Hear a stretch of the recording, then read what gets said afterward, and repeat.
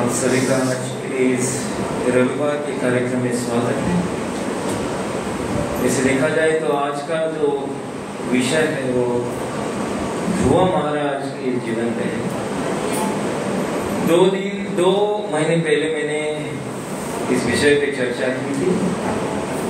पहला भाग हुआ था आज का, ये दूसरा सत्र है, दूसरा भाग है कि कैसे ध्रुव महाराज दृढ़ निश्चय करते हैं और अपना जीवन जो है सफल करते हैं।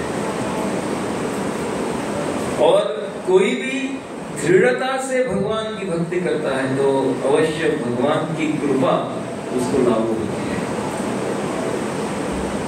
और मार्गदर्शक करने वाले ये हमारे परम पूज्य गुरुवर्य है, महाराज है, गुरु है, वो हमारे मार्गदर्शक करते हैं और कैसे हम भगवान की प्राप्ति कर सकते हैं, हमको मार्ग दिखाते हैं। तो थोड़ा हम याद करेंगे जो कुछ हमने किया था, संक्षिप्त में रिकैप बोलते हैं। कोई भी प्रोग्राम रहता है ना टीवी पर तो उसको रिकैप बोलते हैं, क्योंकि कलयुग के लक्षण ऐसे है कि हम भूल जाते हैं। कल का देखा हुआ आज भूल जाते हैं, सुबह का देखा हुआ शाम को भूल जाते हैं, दोपहर का देखा हुआ शाम को भूल जाते हैं। तो इसलिए थोड़ा रिकैप करेंगे संक्षिप्त में। हमने देखा कैसे ध्रुव महाराज जो उत्तरापाद के बेटे हैं, उत्तरापाद की 2 रानियां और उसमें से एकदम नजदीक थी वो सुनीति थी। पहले सुनीति से संतान नहीं प्राप्त हुआ, इसलिए सुनीति ने उनको बोला कि आप दूसरी शादी करो। दूसरी शादी करके जो लाई सुरुचि, और सुरुचि कहने लगी कि सुनीति रहेगी तो एक तो और रहेगी, नहीं तो मैं। तो राजा ने ऐसा नहीं होगा बोला, और फिर भी सुनीति अपने आप महल से नहीं पूरे राज्य से बाहर रहने लगी। और उसके दौरान सुनीति को भी बेटा होता है, सुरुचि को भी बेटा होता है। सुनीति के बेटे का नाम होता है ध्रुव और सुरुचि के बेटे का नाम उत्तम।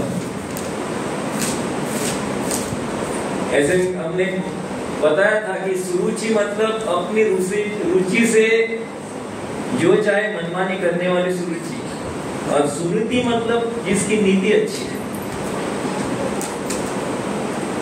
सुनीति की नीति अच्छी थी, उसमें ध्रुव महाराज को अच्छा पालन पोषण किया, उसको शास्त्र पढ़ाए, और बाद में बाहर रह के भी हमने देखा कि ध्रुव हर बार महल में आता था और किसके साथ खेलता था, उत्तम के साथ खेलता। और उत्तम के साथ खेलते खेलते ऐसा महसूस हुआ कि राजा उधर बैठे थे, राजा ने उत्तम को उठाया, अपनी गोदी में बिठाया, तो ध्रुव को भी ऐसा लग गया कि मुझे भी उनके गोदी में बैठना है। ऐसा ही है कि कोई भी छोटा बच्चे को हम गोद में लेते हैं ना तो दूसरा बेटा रोता है। वैसे ध्रुव महाराज वो पिता है, तो ध्रुव महाराज की इच्छा जताई, पर उत्तरापाद नहीं कर सकते क्योंकि उनके बाजू में बैठी थी सुरुचि। उनको पता था ध्रुव को गोद में लिया तो पूरा झगड़ा हो जाएगा, बिगड़ जाएगी, सब बात बिगड़ जाएगी, इसलिए हिचकिचाने लगी। फिर भी ध्रुव ने अपने आप से कोशिश करके कैसे भी चढ़ गए और गोदी में बैठ गए। उसी वक्त हमने देखा कि वो सुरुचि उसको डांटती है, बुरा बोलती है, और ऐसा भी कहते हैं कि आपको उस पे बैठना है तो मेरे घर से पैदा होना पड़ेगा, नहीं जाने होगा। मतलब वो बोलते कि आपको मरना होगा। तो ये तीर जो है, बुरे बातें अपशब्द जो बोलती है, बुरी बात जो बोलती है, वो तीर वो क्या हो गया, छेद कर गया दिल में ध्रुव के। ध्रुव उसी वक्त रोते रोते चला गया, किसके साथ चला गया, पास अपनी माँ के पास चला गया, सुनीति के पास। सुनीति ने सुना, सुनीति आक्रोश करने लगी, विलाप करने लगी, रोदन करने लगी। ऐसे कैसे हो सकता है, मुझे तो दुर्भाग्य, बेटे को तो सराहना। ये क्यों नहीं किया, ऐसा क्यों कहा। बट विलाप करते करते जब ध्रुव महाराज बताते हैं कि सुरुचि बोलते हैं कि आपको मेरे घर में आना है तो राजा के गोदी में बैठना है, तो आपको क्या भगवान नारायण की पूजा करनी पड़ेगी, तपस्या करनी पड़ेगी। उस सुरुचि का शब्द आया और सुनिधि बोलने लगी, अंदर रो रहे हैं पर बाहर से कैसे दिखाएगी बच्चे को, बच्चा भी और रोने लगेगा। सब सहानुभूति दिखा रही है कि जो सुरुचि ने कहा है वैसा करना पड़ेगा, सही कहा है। और इसलिए अंत में हमने देखा कि एक उपदेश, अच्छा उपदेश सुनीति देती है। और मैंने बोला कौन सी भी माँ हो सुनना चाहिए, और माँ का भी उपदेश ऐसा ही रहना चाहिए। क्या रहता है वो उपदेश? जब कोई आपके साथ कौन सी भी दुखद घटना करता है, आपको त्रस्त करता है, आपको वेदना देता है, यातना देता है, फिर भी उसके प्रति आप अमंगल की भावना मत रखो कभी भी जीवन में। ये उपदेश है और ये हर माँ ने देना चाहिए उपदेश। ये नहीं कि बच्चा झगड़ा करके आ गया, किसने मारा, चलो जाएंगे झगड़ा करेंगे और झगड़ा हुआ, वो झगड़ा निपट का ही कभी भी निपटेगा नहीं। Instead of becoming the part of solution, you are becoming part of problem. तो माँ ने कहा अमंगल की भावना छोड़ दो, कभी भी अमंगल की भावना मत करो। माँ को उपदेश है। और जो सुरुचि ने कहा ना वही करो। क्या है वो? मैं ही बता रहा हूँ, आप मन में जाओ और मन क्या किसकी तपस्या करो, नारायण की तपस्या। और नारायण तपस्या करने के बाद क्या, जो चाहिए जो इच्छा है ना वो मिल जाए। तो इधर तक हम आए थे, तो आगे का एपिसोड शुरू करें। और दोनों माता और पुत्र वार्तालाप कर रहे हैं, बातचीत चालू है, शोक कर रहे हैं, रो रहे हैं, रुदन कर रही है। माँ दिखाना नहीं चाहती, वे फिर भी क्या कर सकती है, माँ तो माँ है। बच्चे के सामने कैसे रोएगी? अपने घर में कौन सी भी दुखद घटना हो फिर भी माँ रोती नहीं जाता। वो दिल पे क्या पत्थर रख के उधर ही रहते हैं, बच्चे को दिखाते नहीं कि वो रो रहे हैं। उसी तरह इधर सुनीति क्या कर रही है, अभी शोक करके क्या फायदा। समझे, एक परिवार में कोई गुजर गया है, एक परिवार में कुछ हो गया, घटित हो गया है, उसको लेकर बैठ गए तो आगे कैसे बढ़ेंगे? क्योंकि बाकी के परिवार के लोग आप पे निर्भर हैं,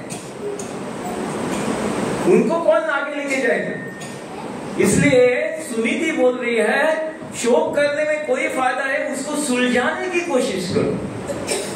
कौन सी भी कठिनाई आई, कौन सा भी दुख आया, तो उससे शोक करने अलावा क्या करना चाहिए, सुलझाने की कोशिश करनी चाहिए, ना कि उलझाने की। ज्यादातर लोग उलझते रहते हैं इस जीवन में। उलझाना गांठ पड़ा, एंटेंगल, और सुलझाना तो छोड़ देना, नॉट को छोड़ता है ऐसा। तो हमने कोशिश करनी चाहिए। उसी तरह सुनीति अपने पुत्र को ध्रुव को आदेश देती है, उपदेश देती है, हम सुलझाने की कोशिश करेंगे। वो समस्या का हल कौन है? केवल भगवान नारायण का चरण कमल, उनकी सेवा। और वही उसी वक्त बोलते हैं कहाँ मिलेंगे, ध्रुव महाराज बोले कहाँ मिलेंगे नारायण, कैसे मैं तपस्या कर सकता हूँ, किधर जाके तपस्या कर सकता हूँ। उसी वक्त सुनीति बोलते हैं आपको वन में जाना पड़ेगा। प्रहलाद महाराज अपने उपदेश में भी बोलते हैं जब आपको कौन सी भी कठिनाई हो, कौन सी भी दुखद घटना हो, उस पे मात करके जाने के लिए आपको क्या करना चाहिए कि भगवान के चरणों की सेवा करनी चाहिए।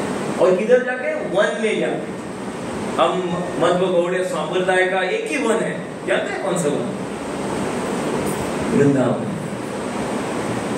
वृंदावन जाके जिसकी अधिपति है श्रीमती राधा रानी, उसके वृंदावनेश्वरी बोलते हैं। जब आप उनकी सेवा करते हो ना तो अपने आप भगवान मिल जाते हैं। इसलिए वृंदावन जाओ तो सब बोलते हैं राधे रानी, सबके मुंह में रहता है राधा रानी, क्योंकि उनकी अधिपति है राधा रानी। जो भी राधा रानी का चरण कमलों की सेवा करती है, संलग्न रहते हैं, उसको अपने आप सब प्राप्त होता है।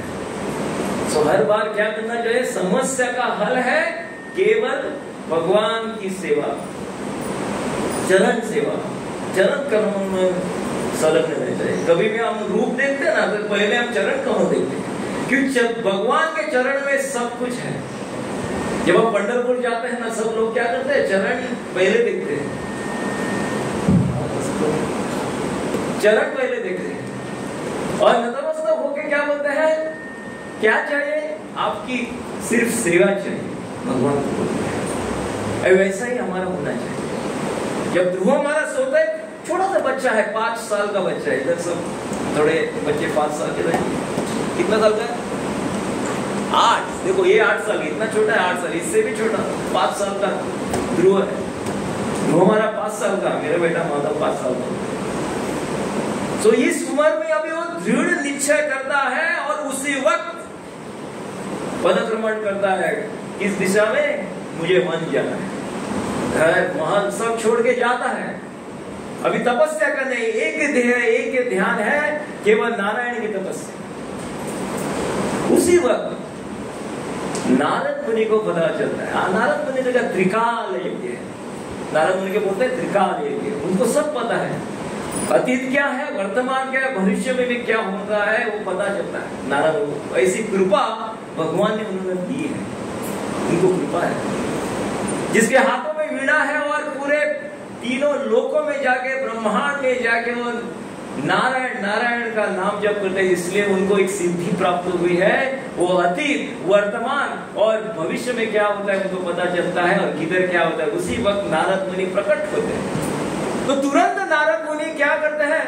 जहां ध्रुव महाराज चलते हैं, एकदम जैसे सांप पे पैर जब रखते हैं तो सांप फुटकार देते हैं, आवाज आती है। देखो कभी भी कोबरा लाए ना, कोबरा में देखो आप उसको हाथ नहीं लगाना, इतना फुटकार मारता है कि वो पूरे हॉल में सुनाई देगा, इतना रहता है आवाज। उसी तरह भी जैसे सांप पे पैर रख के सांप फुटकार देता है, वैसा ध्रुव महाराज भी चल रहा है। बहुत ही क्रोधित है, हताश है, निराश है, और एक ही ध्येय है, मुझे क्या प्राप्त करना है? मुझे ऐसा लोक प्राप्त है, ब्रह्मा से भी ज्यादा बड़ा लोक मुझे चाहिए, मेरे पिताजी और दादाजी से भी ज्यादा मुझे संपत्ति चाहिए। ऐसा ध्येय रख के अभी चल रहे हैं ध्रुव महाराज, सबक सिखाने के लिए। बदला बोलते हैं ना, उससे मेरे पिता से मैं बदला लूंगा, मेरे माँ है, सौतेली माँ है, उसमें बदला लूंगा, मैं कमा के रहूंगा। और मेरी माँ ने, सुनीति ने जो बोला है वैसा करने की मैं कोशिश करूंगा। तो बीच में नारद मुनि मिलते हैं। नारद मुनि बोलते हैं, अभी नारद मुनि को पता है क्या वार्तालाप हुआ है। कोई भी पूछेगा नहीं ये कैसे हो सकता है, नारद मुनि को कैसे पता चला? इसलिए मैं बोला नारद मुनि त्रिकाल यज्ञ बोलते, उनको बोलते हैं त्रिकाल यज्ञ, उनको सब पता है। और इसलिए ऐसा भी बोला जाता है, जब भगवान कोई भी व्यक्ति में दृढ़ निश्चय देखता है कि भगवान के और वो आता है, मार्ग पदक्रमण करता है, तभी भगवान एक अपना पार्षद भेजते हैं, रिप्रेजेंटेटिव बोलते हैं। In English it is said, when Krishna sees a genuine person, Krishna takes you to Guru and then Guru takes you to Krishna. So भगवान जानते हैं, भगवान को मालूम है वो क्या कर रहे हैं, तीव्रता से दृढ़ निश्चय करके अभी किधर आ रहे हैं, मेरे पास ही आ रहे हैं। इसलिए वो प्रामाणिक गुरु को भेजते हैं।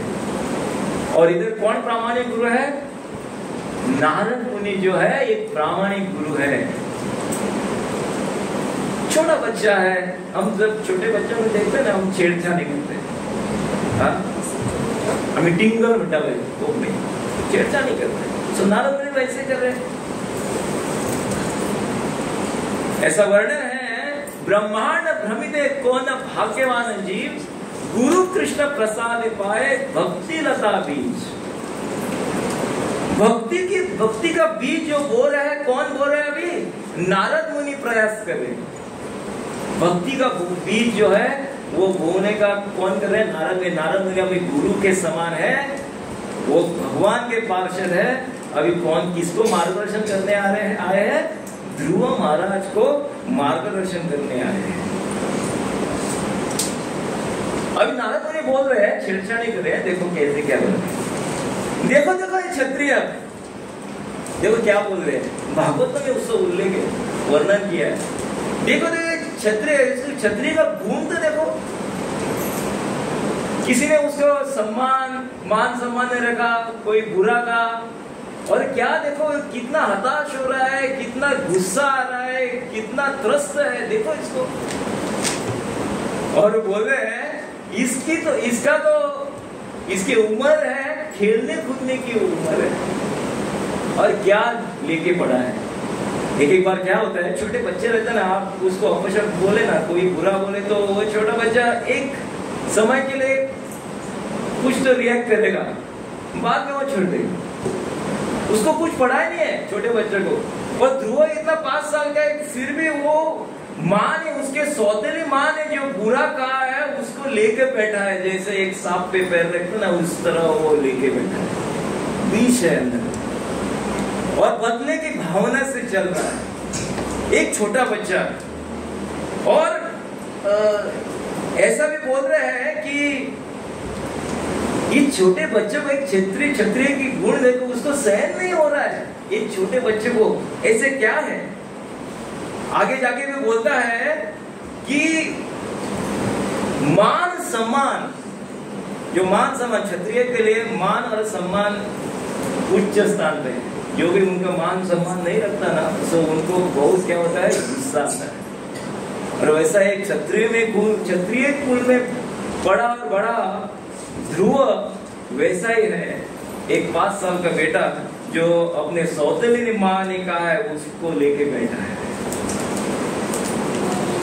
नारद मुनि बोलते हैं, क्या ये मान सम्मान, ये पूर्व जन्म है ना, उसका कर्म का फल है। आपने कुछ बुरा किया लगेगा, इसलिए आपको फल पूर्व की तरह मिलना है। आपने कुछ अच्छा काम किया तो अच्छा मिलता है, बुरा काम किया तो बुरा सहना पड़ता है। तो दुखद घटना थे जो पूरा किया है, अच्छा किया तो सुख प्राप्त होता है। वैसे नारद मुनि बोलते हैं, वैसे देखा जाए बुद्धिमान व्यक्ति वो है जो भगवान की सेवा में रहता है, और सुख भी आए दुख भी आए उसको कोई हिला नहीं सकता। वो क्या है, धीर रहता है, धीर, कुछ नहीं उसको, whether it is distress or happiness, is always equipoise, स्थिर रहता है। अभी क्या करें, थोड़ा टांग खींच रहे हैं, इसका ध्रुव की टांग खींच रहे हैं। तो अभी बोलते हैं बुद्धिमान व्यक्ति क्या करता है, ऐसे मान सम्मान में ध्यान नहीं रखना चाहिए। बुद्धिमान व्यक्ति क्या करता है, उसके परे है। आपको जब भगवान की सेवा करनी चाहिए, जो प्रक्रिया रहती है उसमें मान सम्मान दुख सुख जो है उस पर ध्यान नहीं रखना चाहिए। वो उपदेश दे रहे हैं छोटे बच्चे को। आपने जो दृढ़ निश्चय किया है ना, अच्छा है, मुझे पता है कि आप दृढ़ निश्चय से आए हैं और आप भगवान को पाना चाहते हैं, पर आपको पता है ये तपस्या साधारण नहीं है, बहुत कठिनाइयों का सामना करना पड़ता है। लोग अभी बोल रहे हैं, अभी हम विचार करेंगे, नारद मुनि है, एक बच्चा भगवान की तपस्या करना चाहता है, नारद मुनि ऐसे क्यों बोल रहे हैं? और इधर बोलते हैं कि भक्ति करना बहुत कठिन है, आपको नहीं जमेगा। और आगे बोलते हैं एक एक बात जो बोलते हैं सुनो। इधर बोले हैं कि नारद मुनि जो है भगवान के पार्षद हैं, उनको पता है किसके हृदय में क्या चल रहा है, उनको पता है। और ये इधर मार्गदर्शक मतलब पार्षद मतलब मार्गदर्शक भी है, इस रूप में है, गुरु के रूप में है, इसलिए थोड़ी परीक्षा ले रहे हैं। इज अ टेस्ट फॉर ध्रुव महाराज। टांग खींचना भी होता है, एक बार गुरु जो है वो अपने शिष्य के प्रति एक एक बार ऐसा कुछ बोलते हैं, उसकी टेस्ट लेती है। वो बुरा वक्त नहीं है, उसकी टेस्ट है, वो कैसे रिएक्ट करता है ना वो देखते हैं। आगे जाके बोलते हैं एक ईमानदार जो व्यक्ति रहता है ना, हमारा भी वैसा है जो कोई प्रामाणिकता से भगवान की भक्ति करेगा उसको भक्ति आसान लगेगी, और जो जिसको लगता है ये कठिन है, बोझ है हमारे जीवन में, तो हर वक्त उनको भक्ति कठिन लगेगी। इसलिए प्रामाणिकता से नाम जप करना चाहिए, प्रामाणिकता से गुरु ने जो उपदेश आदेश दिया उसका पालन करना चाहिए, तभी भक्ति जो है आसान हो जाएगी। नहीं तो पूरी जिंदगी जाएगी और भक्ति जो है कठिन लगेगी। और इसलिए इधर बोलते हैं, आगे जाके बोला, जन्म जन्मांतर से जो योगी रहते हैं, ध्यान करने वाले रहते हैं, वो हजारों हजारों साल तपस्या करके भी भक्ति नारायण को नहीं प्राप्त कर सकते। वो अभी क्या बता रहे थे, एक बच्चे को बोल रहे हैं, जन्म जन्मांतर से भक्ति करके भी, भक्ति ने ध्यान करके हजारों साल, 60,000 साल, 50,000 साल ध्यान करते हैं, तपस्वी रहते हैं, उनको कौन प्राप्त नहीं होते? भगवान प्राप्त नहीं होते। और आप क्या कर रहे हो इधर? आप छोटे बच्चे हो, जाओ घर जाओ, आपसे नहीं होगा। जब आप बड़े होगे ना, आपको मौका मिलेगा भक्ति करने के, तभी करो, अभी जाओ नहीं होगा, जाओ जाओ बोलो। आपने देखा होगा ना, जैसे कौन सा भी नाट्य प्रयोग रहता है ना, उसमें दिखाते हैं नारद मुनि कैसे बोलते हैं, चिढ़ा के बोलते हैं, इसी तरह वो चिढ़ाते हैं और देखते हैं कितनी तीव्रता है, कितना दृढ़ निश्चय है ध्रुव महाराज। सब बच्चे सुन रहे हैं ना, तो ध्रुव महाराज क्या निश्चय है, उसी तरह हमारे बच्चों में भी वो दृढ़ निश्चय आना चाहिए। वो दृढ़ निश्चय कैसे आएगा? जब हमारी माँ उपदेश देती है बच्चों को, वो उपदेश वो बच्चे लेते हैं, उसी तरह अपना जीवन बिताने की कोशिश करते हैं। जैसा उपदेश उसी तरह वो जीवन बिताने की कोशिश करते हैं। जैसे सुनीति ने उपदेश दिया क्या कि आप वन में जाओ, और नारद मुनि भी बोलते हैं आप वन में जाओ, उधर ही प्राप्त हुआ। क्योंकि नारद मुनि और सुनीति को दोनों को पता था, जो कुछ भी इच्छा ध्रुव की है वो इच्छा कौन कर सकता है? केवल नारायण कर सकते हो, पूरी कर सकते, और कोई नहीं, अन्य देवता नहीं कर सकते, केवल नारायण। इसलिए सुनीति भी वो उपदेश देती है और नारद मुनि भी वही उपदेश देते हैं। इधर बोला जाता है 4 चरणों में विभाजन किया है। वारणाश्रम बोलते हैं, ब्रह्मचर्य आश्रम है, गृहस्थ आश्रम है, वानप्रस्थ आश्रम है, सन्यासी आश्रम है। पहले प्रथा थी कि जब बालक रहता है उसको ब्रह्मचर्य आश्रम में रखना है, और ब्रह्मचर्य आश्रम में क्या करते हैं? वो पूरा शास्त्र पठन करते हैं, पूरा शास्त्र वो जानकारी लेते हैं, शास्त्र है, वेद है, भागवत में सब जानकारी लेके आगे गृहस्थ आश्रम में प्रवेश करते हैं। और उसके बाद जब बच्चे बड़े होते हैं, उनकी शादी होते हैं, वानप्रस्थ होते हैं, बाद में सन्यासी होते हैं। ऐसे विभाजन किया है 4 विभागों में, चरणों में। और ज्यादातर लोग मानते हैं जब बच्चा रहता है, इस आधुनिक युग में ऐसा है, जब बच्चा रहता है ना, उसने मजाक करनी चाहिए। ज्यादातर लोगों का यही कहना है, छोटे बच्चों ने अभी क्या वो भक्ति, अभी क्या वो माला हाथ में टांग रहे हो, अभी तो मजा करने के उम्र है। तो बच्चे हो तो मजा करो, कुमार हो, कौमार अवस्था में आओ तो क्या हो, लड़की लड़का लड़की के साथ, लड़की लड़के के साथ। और बाद में दिखता है जब बूढ़े हो गए तभी भक्ति करना, अभी नहीं है।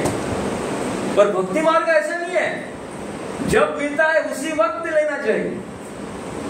अभी समझो छोटा बच्चा है, छोटे बच्चों को अभी देना चाहिए, अभी के अभी। ऐसा नहीं कि आप बूढ़े हो गए, आपने प्रयास किया ही नहीं, जब आप बूढ़े हो जाओगे, जो प्रयास नहीं किया वो बूढ़े होने के बाद कैसे करोगे? You have to make that habit, then that habit will make you. So प्रयास करना चाहिए। कौमार अवस्था में जब छोटे बच्चे रहते, उसी वक्त आपने क्या लेना चाहिए? भक्ति का पदक्रमण करना चाहिए। जब हम मजा करते हैं ना, तो क्या रहता है कि हम सुख का अनुभव करते हैं। और इसलिए बोलते हैं पवित्र गतिविधियों के परिणाम कार्य को हम कम करते हैं।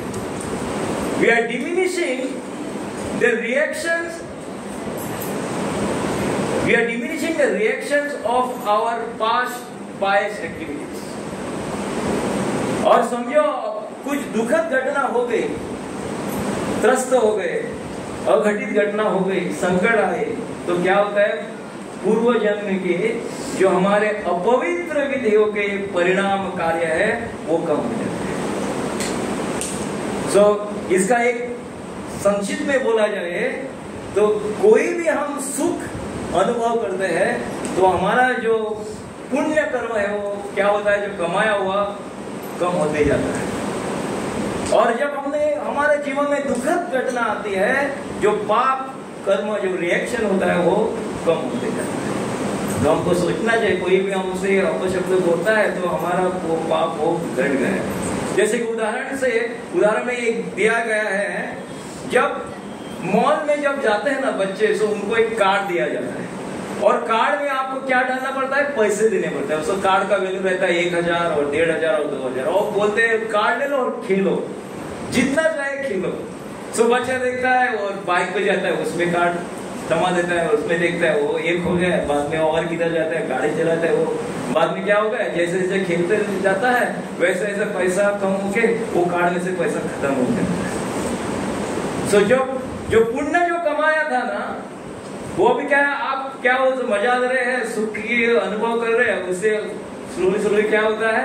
वो पुण्य कमाया वो कम होता जाता है। एक कार्ड का उदाहरण है। और दूसरा उदाहरण दिया जाता है, जब भी वो व्यक्ति कोई पाप कर्म करता है उसको कौन लेके जाता है? पुलिस लेके जाता है। पुलिस क्या करता है? उसको जेल में रखते हैं और जेल में बहुत उनको कठिनाई का सामना करना पड़ता है, बहुत काम करना पड़ता है, क्योंकि उन्होंने पाप कर्म किया है। और क्यों उनको? इट इज कॉल्ड रिवाइव करते हैं उनको। जेल में डालना मतलब ऐसा नहीं कि उनको अंदर डाल के मारते हैं। अंदर डाल के जब जेल में जाते हैं बहुत उनको कष्ट करना पड़ता है, काम करना पड़ता है और बाद में उनको पता चलता है सुनने क्या होता है? उनको कई साल, 2 साल के बाद, 3 साल के बाद, 5 साल के बाद उनको छोड़ते हैं। अभी अच्छा आदमी बन गया। उसी तरह एक कर्म है, पाप कर्म है और पुण्य कर्म है, तो वही बतलाते हैं। और भागवत में एक उल्लेख है, वर्णन किया गया है, जब अपने आप से ज्यादा बड़ा कोई हो और ज्यादा स्तर ऊपर स्तर पे हो तो हम ज्यादातर क्या करते हैं? उसका द्वेष करते हैं। अपने आप से ऊपर हो तो हम द्वेष करते हैं, अपने आप से नीचे हो तो हम उनको तुच्छ मानते हैं। आपने सफेद मिटा काहे और समान हो तो क्या? मैं थोड़ा बड़ा हूं, मैं थोड़ा अहंकार बढ़ जाता है। तो आपके ऊपर हो तो द्वेष हो जाता है, आपके नीचे हो तो उसको तुच्छ मानते हो, आपके समान हो तो थोड़ा अहंकार रहता है। मैं थोड़ा अच्छा मार्क्स में ले आया, मैं थोड़ा दौड़ था उसमें मैं जीत गया, मैं इस गेम में जीत गया, मैं मार्क्स में ज्यादा लेके आ गया, सो थोड़ा अहंकार रहता है, समान। भागवतम में उसमें वर्णन किया गया है और नारद मुनि बोलते हैं, जब आपके ऊपर जो रहता है, आपके ऊपर स्तर के रहता है, उसको हमेशा खुशी से स्वागत करना चाहिए। जब भी आप उनकी क्या बोलते हैं प्रगति देखते हो तो आपको क्या होना चाहिए? सुख का अनुभव होना चाहिए, आनंद होना चाहिए, उसका स्वागत करना चाहिए, तभी आप पूरे जिंदगी में सुखी रहोगे। ना कि क्या होगा? वो प्रगति कर रहा है, आप दुख का अनुभव कर रहे हैं, वो और ऊपर जा रहा है, आप फिर दुख और आप शोक में हो। सो आपके ऊपर जो भी जा रहा है उसका स्वागत करना चाहिए, उसका प्रशंसा करनी चाहिए। और जो निचले स्तर पे है, मतलब आपके नीचे है, उस पे दया की भावना रखनी चाहिए।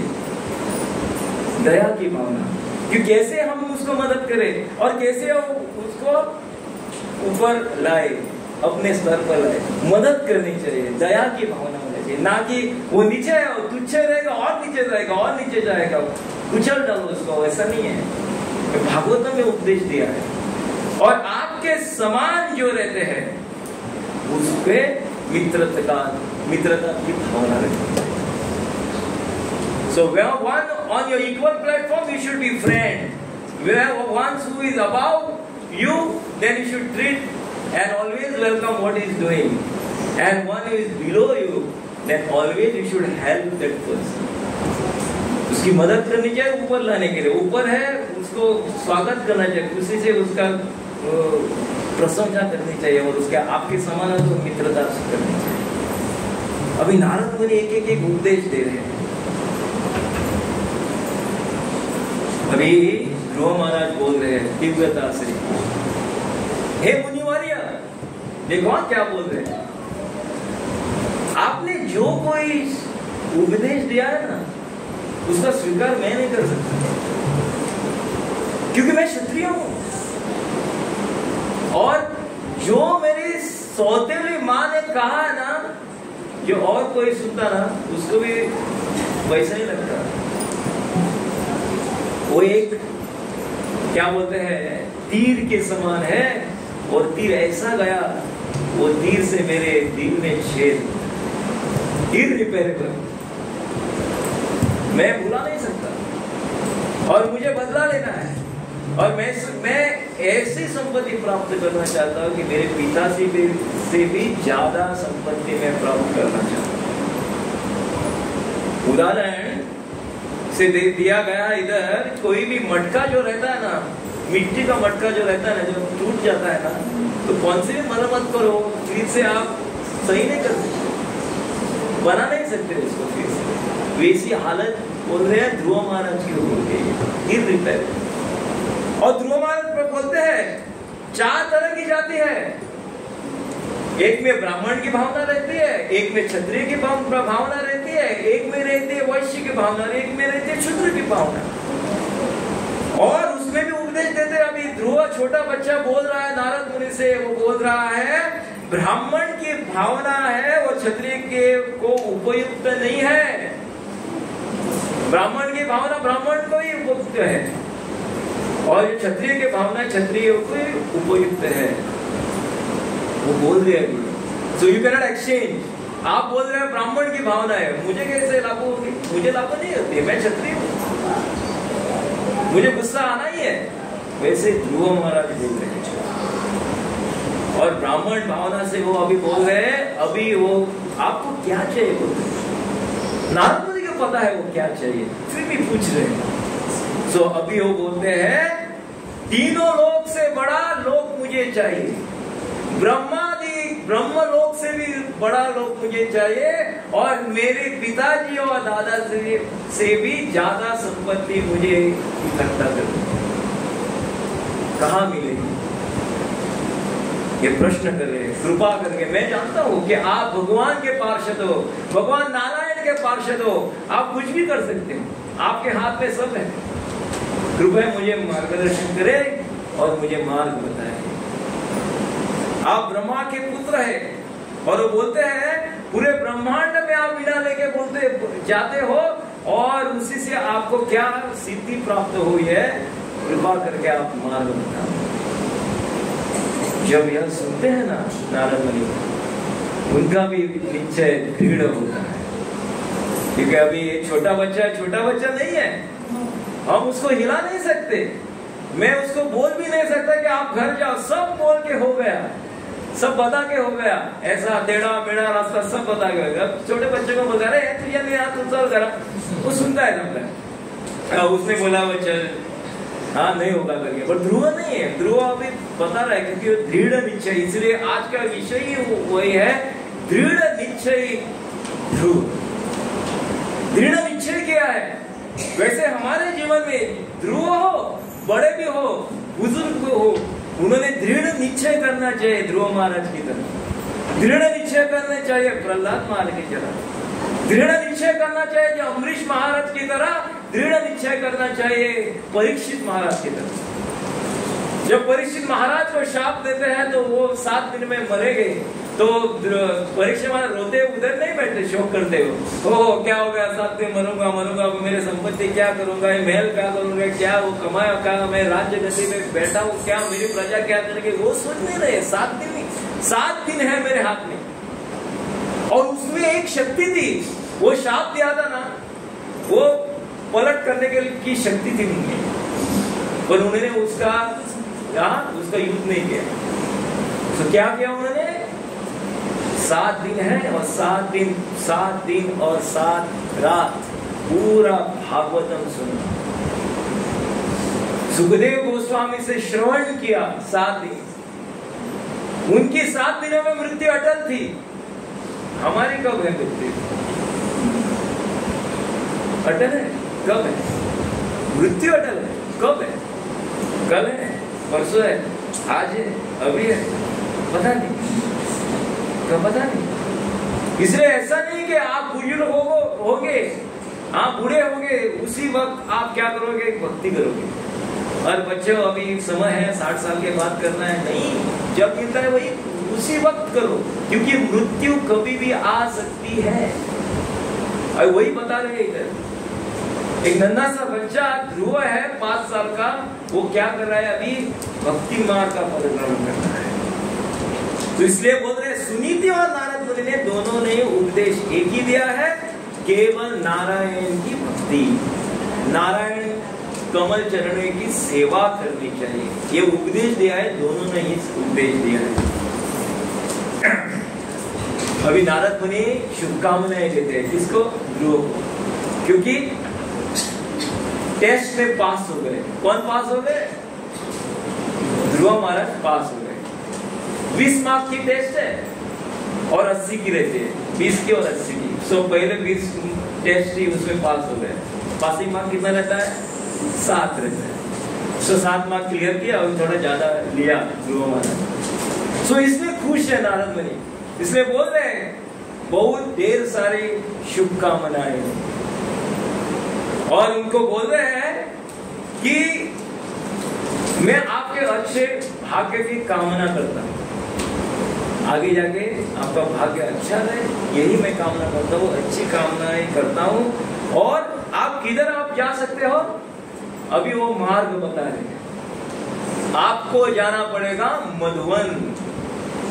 कौन सा वन? मधुवन। वृंदावन में 12 वन है, वृंदावन पकड़ के 12 वन।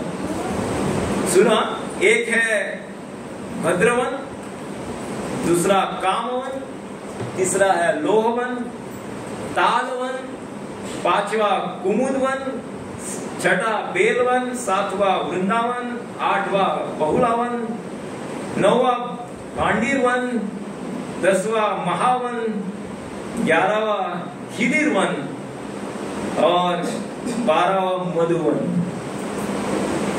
सो 12 वन से एक वन है मधुवन। और कहां स्थित है ये मधुवन?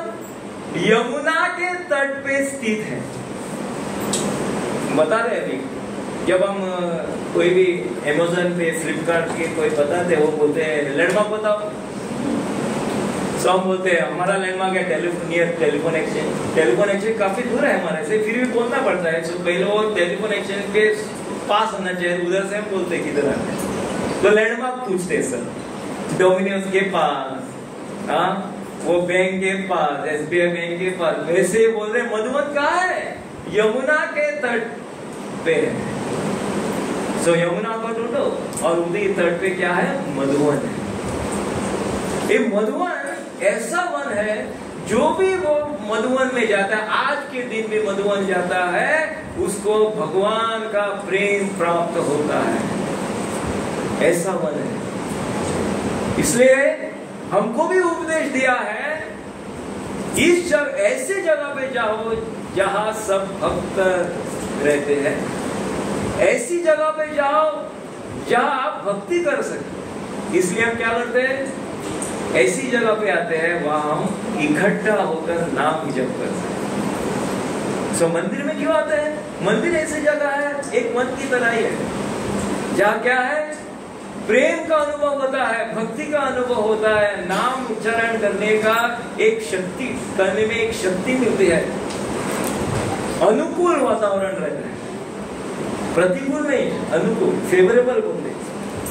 इसलिए मंदिर में आने के बाद आपको ऐसा लगता है कि हम इधर जप करें, आपको ऐसा लगता है कि आप संकीर्तन में, आपको ऐसा लगता है कि सेवा करें, वही भावना बीच में गए ना तो वो भावना नहीं रहती। और ऐसे जगह पे गए जहाँ डांस पार्टी हुई हो तो उधर जाते ही आपको क्या वो वाइब्रेशन झगड़ लेता है और उसको आपको लगता है उधर हम डांस करेंगे अलग से, क्योंकि वो स्पंदन रहती है, वो वाइब्रेशन रहती है। सो इधर पॉजिटिव वाइब्रेशन, अनुकूल वाइब्रेशन। इसलिए आपको सबको एक सुनने में, कथा सुनने में, नाम जप करने में, इकट्ठा रहने में, संकीर्तन करने में मजा आता है।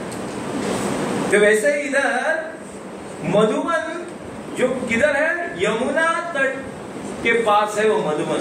और मधुबन का जो यमुना में जो पानी है वो पानी का नाम है कालिंदी, उसको कालिंदी कहते हैं। और उनको अभी क्या बताते हैं क्या करना चाहिए भक्ति मार्ग में, क्या क्या करना चाहिए, एक एक स्टेप बताते हैं। तो जब आप मधुबन में पहुंचोगे जो यमुना के तट पे है, वो पानी से आपको स्नान करना पड़ेगा। और स्नान कैसे, दिन में 3 बार स्नान करना पड़ेगा। लोग आज के लोग दिन में 1 बार भी स्नान करना हिचके जाते हैं और सब चलता है स्प्रे पे, स्प्रे से स्नान। अभी मैंने सुना है वो गोली ली तो स्नान कैसा अनुभव रहता है। मैंने सोचा गोली लेके स्नान का अनुभव कैसे हो सकता है, क्योंकि पसीना ही नहीं आता। वो गोली लेके पसीना ही नहीं आता और योर बॉडी बिकम्स कोल्ड, सब ठंडा रहता है बॉडी पूरा। तो क्या बोलते हैं थोड़े लोग वो गुमराह करने की कोशिश। जो एडवर्टाइज में रहता है वो क्या करते हैं, आगे वाला आधा पागल सोच के ही वो एडवर्टाइज करता है। एडवर्टाइज में स्ट्रेटेजी ऐसे रहते हैं, आगे वाला सुनने वाला पागल है। कितना पागल है, आधा पागल है, 50% पागल है। इसलिए वो दिखाते हैं ना, हाँ भैंस के दांत को कुछ लगा तो भैंस का दांत क्या होता है, व्हाइट होता है। सो आप लगाने गए तो व्हाइट नहीं होगा, वो काला होता है। तो कुछ भी हो सकता है। तो वैसा ही 3 बार स्नान करना चाहिए।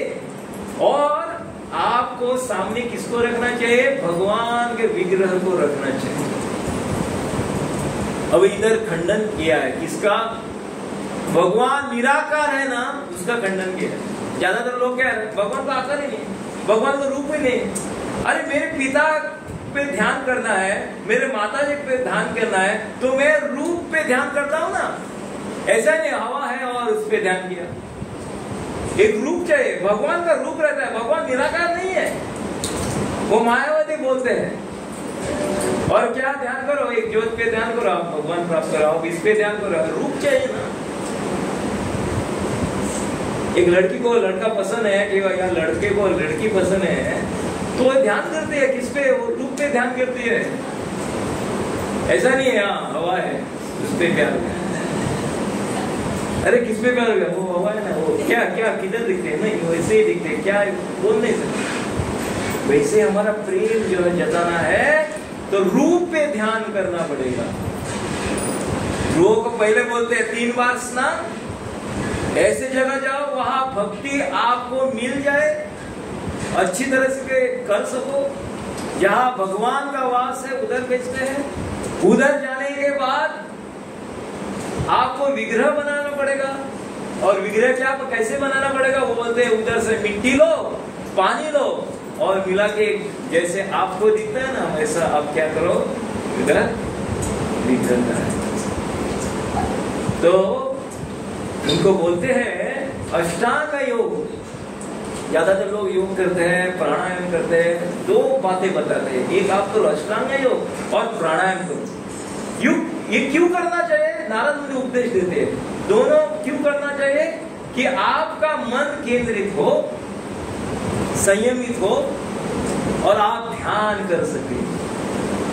जब आप प्राणायाम करते हैं ना तो पूरा शरीर ऐसा होता है कि आप ध्यान कर सके, ऐसा वातावरण तैयार होता है। तो वैसा ही वातावरण आपको करना चाहिए। तो पहले उपदेश देते हैं जाके उधर स्नान करो, बाद में थोड़े क्या करो, थोड़े उपवास करो, बाद में अष्टांग योग करो, बाद में प्राणायाम करो। पूरा जो आपका ये है मन जो है केंद्रित करो और बैठ के आप ध्यान करना चाहिए। किस पे, भगवान के चरणों में ध्यान करना चाहिए।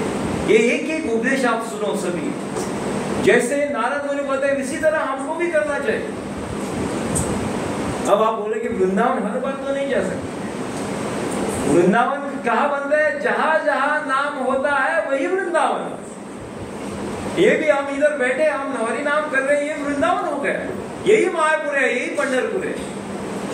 बस आपको कोई मदद करे, जब भी मौका मिले, समय मिले, तो अवश्य आपसे पैसा हो तो अवश्य आप किधर जाओ? वृंदावन जाओ, मायापुर जाओ, पंढरपुर जाओ। पर नहीं हो तो यही मौका है कि इधर बैठ के भी हम वृंदावन का अनुभव कर सकते हैं, मायापुर का अनुभव कर सकते हैं, पंढरपुर का अनुभव कर सकते हैं। नारद मुनि अभी रूप का वर्णन कर रहे हैं, क्योंकि अभी ध्यान करो ऐसा बोला है, तो ध्यान करने के लिए रूप का वर्णन बोलना चाहिए। जैसे हनुमान जी को प्रभु रामचंद्र बुलाते हैं और संदेश देने के लिए भेजते हैं सीता माता को, तो वो वर्णन करते हैं पूरा सीता माता का, सीता माता कैसी दिखती है। क्योंकि जब वो श्रीलंका में जाएंगे किसको ढूंढेंगे? जो वर्णन किया उसी हिसाब से जाएंगे ना। अभी दूसरा उदाहरण ले ले तो एक बार कोई चोरी करके जाता है ना, डकैती करके जाता है, डाका डालता है, तो कोई तो एक विटनेस रहता है, तो पुलिस उसको बुलाते हैं, तो उससे वो पूछताछ करते हैं कैसा दिखता है, चेहरा लंबा, सो उधर वो स्केच करने वाला रहता है, हाँ चेहरा लंबा, कितना लगभग कितना सेंटीमीटर का रहेगा, गाल कैसे थे, आंखें कैसे थी, नाक कैसे थे, हाथ कैसे थे, वो बाजुएं कैसे थे, कैसा दिख रहा था। सो उसी हिसाब से वो ड्राइंग निकालने वाला क्या करता है, वो उसका चित्र निकालता है। कैसे संभव है? वो वर्णन से संभव है।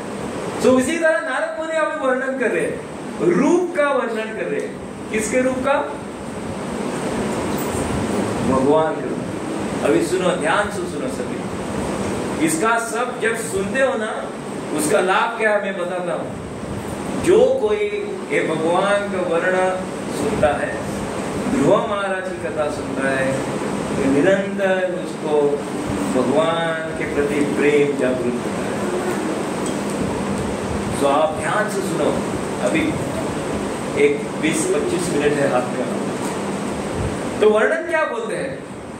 भगवान का रूप है ना, तो भगवान का रूप एकदम सुंदर। जब सुंदर रहता है ना आप आकर्षित होते हैं। तो भगवान का रूप सुंदर है, आह्लाददायी है, देख के प्रसन्नता होती है, जागरूक होती है। जैसे हम नित्य सच्चिदानंद के सामने है, जब हम विग्रह को देखते हैं तो अपने आप क्या होता है? प्रसन्नता होती है। वो आह्लाददायी वो वातावरण तैयार होता है, अनुकूल वातावरण तैयार होता है, और उसमें क्या है? सुंदरता है। अपने आप भगवान सुंदर दिखते हैं, वो सुंदर ही है।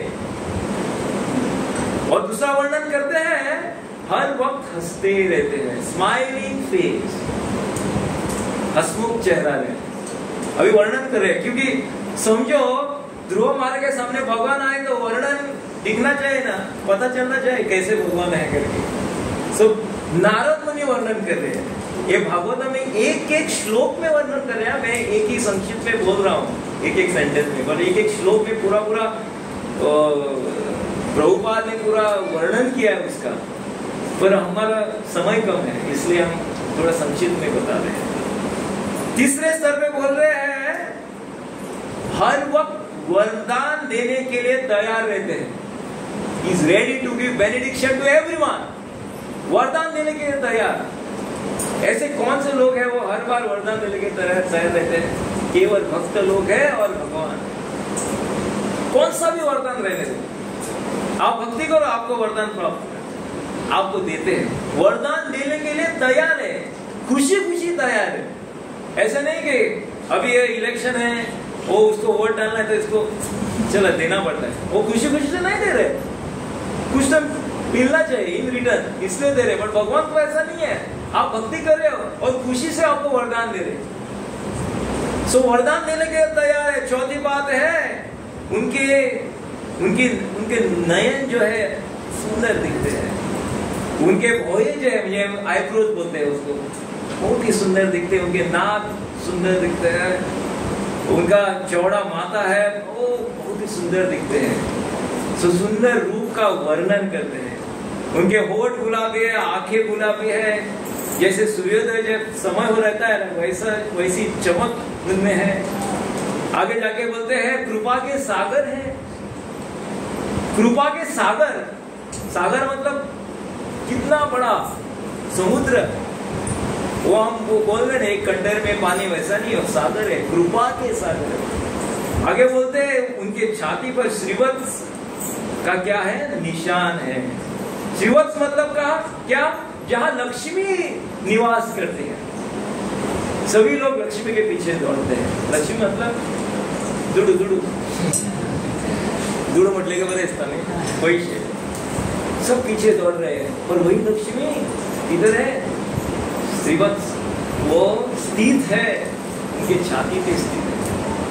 करोड़ों करोड़ों लक्ष्मी सेवा कर रही है भगवान। हम एक लक्ष्मी के पीछे, एक वो भी चंचल लक्ष्मी, इस हाथ में आते उस हाथ में जाते हैं। पर जब वो लक्ष्मी हम भगवान के सेवे में डालते हैं तो वो क्या स्थिर लक्ष्मी होती है। वो चंचल नहीं रहती, वो हाथ में रहती है, जो भी लक्ष्मी हाथ में रहती है। पर जो ऐसे आसानी मार्ग से कमाया क्या होता है, इस हाथ से उस हाथ जाता है, और भगवान के सेवे में नहीं लगा ना तो गया काम, कैसे भी जाएगा। गाड़ी को टक्कर, चलो 1 लाख का नुकसान, हाँ, और क्या एक्सीडेंट हो गया और 2 लाख का नुकसान, और घर में आग लगी और वो नुकसान, और कुछ हो गया नुकसान नुकसान, वो पैसा आया उधर से गया, आया गया आया गया। पर जो पैसा आता है भक्ति में लगाए तो वो स्थिर लक्ष्मी हो जाती है। उनके चतुर्भुज है, चतुर्भुज वाले हैं, और उनके चारों हाथ में क्या है, एक हाथ में शंख है, एक हाथ में चक्र है, एक हाथ में गदा है, और एक हाथ में कमल का फूल है। देखो मैं वर्णन कर रहा हूं, ये वर्णन पे ध्यान दो, क्योंकि यही है रूप, भगवान का रूप, ऐसे ही दिखते हैं। और आगे जाके क्या बोलते हैं हमको सुनना चाहिए। शरीर में आभूषण पहने हुए है, कौस्तुभ मणि है, मतलब ये सब वर्णन करे, इसका मतलब एक ही है, भगवान निराकार नहीं है, भगवान को आकार है, रूप है, सच्ची में रूप है। तो आगे जाके बोलते हैं जब भगवान हर वक्त हंसते रहते हैं ना, वो कृपालु है और दयालु भी है। कृपा करते हैं और दया भी करते हैं। और आपको क्या करना है, आपको हंसते हुए इस रूप पे ध्यान करना है। मैंने रूप का वर्णन किया है और इसी रूप पे आपको ध्यान करना है। कैसे, हंसते हुए, ना कि रोते हुए। हम नाम जब करते हैं रोते हुए वैसे नहीं करते, वो आनंद का अश्रु रहता है, वो अलग रहता है, भावना का अश्रु। वो रोते हुए कोई नहीं करता, सामने पेट ऐसा रोते हुए कोई नहीं करता। हंसते हुए करना चाहिए, आनंद का अनुभव होना चाहिए। और जब आप आनंद का अनुभव करेंगे तब आपको क्या देंगे, वो सही में वरदान देंगे।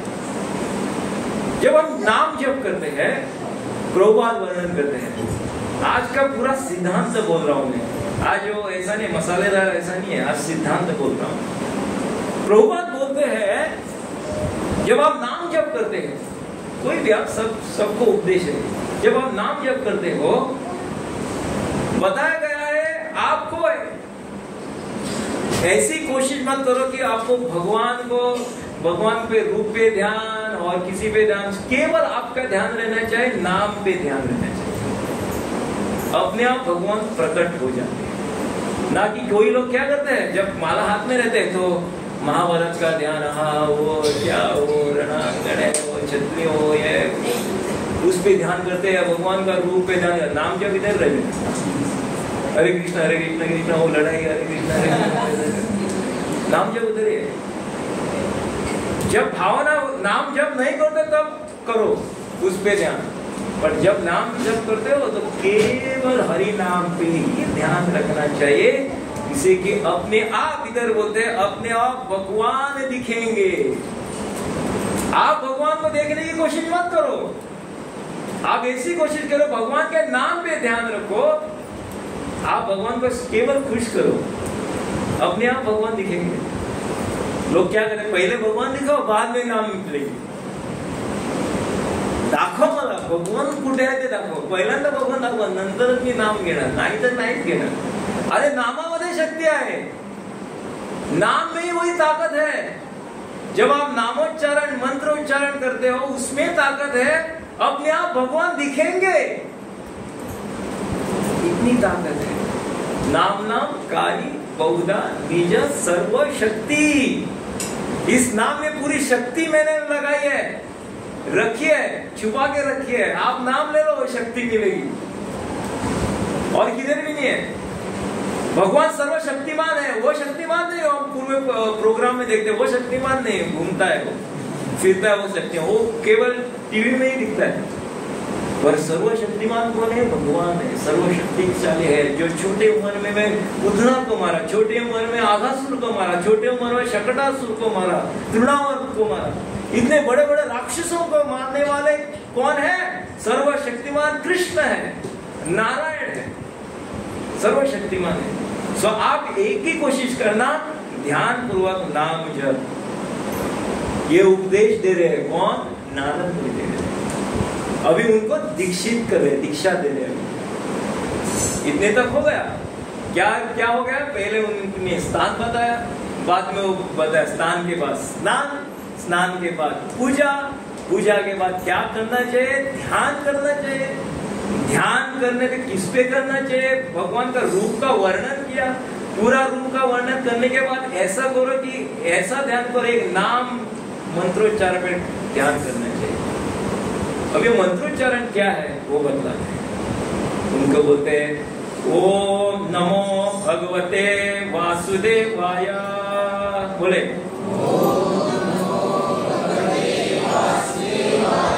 ओम नमो भगवते वासुदेवाय।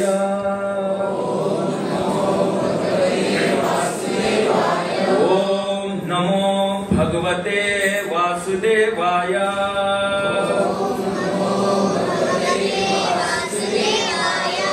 सब ये मंत्रोच्चारण करता है ना, तो जो पुरोहित रहते हैं वो 3 बार बोलने को बोलते हैं, तो इसलिए हमने 3 बार बोला। दीक्षा हो गई, अभी ध्रुव महाराज की दीक्षा हो गई, उनको दीक्षित किया और वो क्या दिया? नाम दिया। कौन सा नाम दिया? ओम नमो भगवते वासुदेवाय। ओम नमो भगवते वासुदेवाय वो सत्ययुग में था, क्योंकि उस वक्त की आयु ज्यादा थी, 1 लाख साल की आयु थी। 1 लाख साल मनुष्य जीता था उस वक्त सत्ययुग में। कलयुग में 100 साल, 100 भी नहीं, 50 है, 30 है, 20 है, 10 है, 15 है, कुछ भी है, कम से कम है, ज्यादा डिस्काउंट है। सो कलयुग में आपको ओम नमो किया, कलयुग में क्या है? महामंत्र दिया है। कलो तो हरि कीर्तनम, कलयुग का मंत्र है हरे कृष्णा मंत्र। हरे कृष्णा कृष्णा कृष्णा हरे हरे, हरे राम राम राम हरे। सो शुरुआत में ओम नमो भगवते वासुदेवाय, 12 अक्षरी नाम दिया। और इधर बोलते हैं जो ओम है उसको प्रणव मंत्र बोलते हैं। वैसे देखा जाए हमारे पूर्वज जो रहते हैं वो कई सालों पहले केवल ब्राह्मण ही उच्चारण कर सकता है ओम मंत्र का, वैसे बोलते हैं। किसी को भी नहीं है, किसी को पात्रता नहीं, केवल ब्राह्मण। पर इधर है ध्रुव महाराज कौन है? क्षत्रिय है, और क्षत्रिय दीक्षित करते हैं कौन? नारद मुनि। एक प्रामाणिक गुरु जब किसी को भी दीक्षित करता है, किसी को भी नाम देता है, चाहे वो शूद्र हो, वैश्य हो, किसी की जात के हो, वो क्या बन जाता है? ब्राह्मण स्तर पे आता है। तो इसलिए प्रामाणिक गुरु की आवश्यकता है। ब्रह्मांड भ्रमिते कोना भाग्यवान है जी, गुरु कृष्ण प्रसादे पाए भक्ति लता में। गुरु की कृपा से आपको भक्ति लता बीज मिलती है। जिस तरह नारद मुनि को क्या दीक्षित किया, वो बीज बो दिया और इनाम दे दिया, ओम नमो भगवते वासुदेवा मंत्र दे दिया। किसको दे दिया? ध्रुव महाराज को दे दिया। जिस तरह प्रभुपाद जब पाश्चात्य देशों में गए, पाश्चात्य देश में म्लेच्छा कहते हैं उनको, सब म्लेच्छा जैसे ऐसे रहते हैं कि वो जमीन पे पढ़ते थे, जमीन पे खाते थे, उधर ही मल मूत्र विसर्जन उधर ही करते थे। हिप्पी मूवमेंट था उस वक्त, इन 1965 में हिप्पी मूवमेंट। और अमेरिका का कंट्रोल ही नहीं था उनसे, नियंत्रण काबू में पाना मतलब कठिनाई, मुश्किलें थी, मुश्किलों का सामना। प्रभुपाद गए, क्या थे? हाथ में डंडा नहीं, कोई नहीं, पिस्तौल नहीं, एक ही बुलेट। क्या है बुलेट? है हरिनाम का बुलेट। और हिप्पी बन गए हैप्पी, सब हिप्पी बन गए हैप्पी। तो कोई टीका करने लगे, भारत के जो कोई थोड़े सांप्रदाय थे वो टीका करने लगे, वो पाश्चात्य लोगों का कैसे, वो कैसे मंत्र बोल सकते हैं, वो कैसे महामंत्र, वो कैसे गायत्री मंत्र बोल सकते हैं? उनकी पात्रता नहीं है। पात्र पात्र न देखी। चैतन्य महाप्रभु किसी को एक पात्रता है, इसमें पात्रता है, ये पात्र है। पात्र पात्र न देखी और सबको दे दिया महामंत्र, सभी को दे दिया, जो कोई मिलता है उसको दे दिया। बाकी वो जानवर भी रहे उसको भी दे दिया। हम सोचे, हम ढूंढते रहते हैं ना, इसको दे सकते, इसको दे सकते। इसलिए प्रभुपाद बोलते हैं जिसको मिल जाओ उसको क्या दे दो? हरिनाम दे दो। हमारा मिशन है प्रचार करना, प्रचार और प्रसार। ISKCON movement is preaching movement, केवल प्रचार। प्रभुपाद ने ऐसा नहीं सोचा कि 1922 में जब उनके गुरु महाराज मिल गए और उनको गुरु ने उपदेश दे दिया, उस वक्त उन्होंने नहीं सोचा कि मैं एक ही क्या करूंगा, भागवतम में ध्यान दूंगा और मेरा जो जीवन है वह सार्थक करूंगा, ऐसा नहीं सोचा। 1922 और 1965 43 साल होते हैं, 43 इयर्स। उन्होंने क्या किया? केवल वो सीख के लिया सब। वो शास्त्र है, भागवतम है, आचार्यों का वर्णन है, सब क्या किया? ध्यान करके, ध्यान पूर्वक वो पढ़े और अपने आप को परिपक्व बनाए।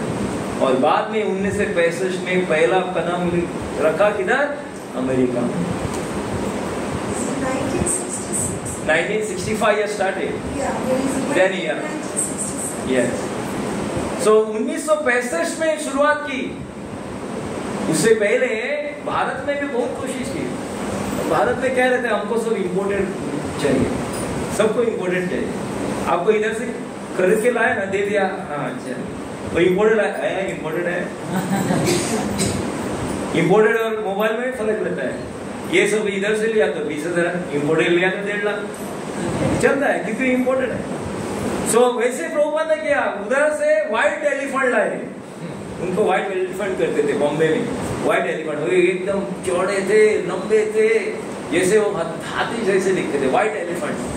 तो उधर मुंबई के लोग बोले व्हाइट एलिफेंट आ गए। वो ऐसे डांस कर रहे, नृत्य कर रहे थे, सबको चौंका दिया। हमसे क्या हुआ?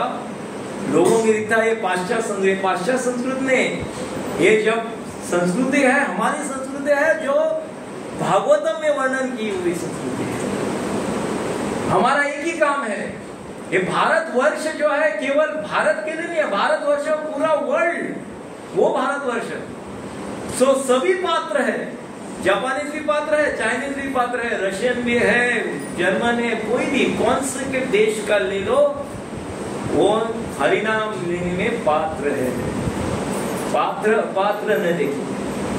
सो हमारा केवल काम है, हमने वो एक नाट्य किया था ना, उसमें प्रभुपाद बोलते हैं सभी जगह जाओ, चाइना में भी जाओ। ऐसे भक्त थे, उनको चाइनीज पता ही नहीं है, उन्होंने बोला नहीं हमको चाइनीज पता नहीं, जाओ मतलब जाओ। क्योंकि क्या रहती है, उनके उपदेश में एक शक्ति रहती है, जो instruction itself has a power. So जो उपदेश दिया था उसका पालन करने के बाद क्या है, उसमें शक्ति आती है, जो प्रभुपाद ने दी। तो इधर बोलते हैं कि ओम नमो भगवते वासुदेव नामोच्चारण दिया, अरे वैसे ही प्रभुपाद ने नाम जो है महामंत्र जो पूरे वर्ल्ड में प्रचार और प्रसार किया और उन्हीं के 10 साल में 108 मंदिर बन गए। क्यों? क्योंकि उन्होंने किसका पालन किया? उनके गुरु का पालन किया, भक्ति सिद्धांत सरस्वती ठाकुर का पालन किया। और उनमें एक ही क्या थी, उनका ध्यान एक ही था और उनको पता था। और he had a strong conviction, faith था, श्रद्धा थी। किसमें श्रद्धा थी?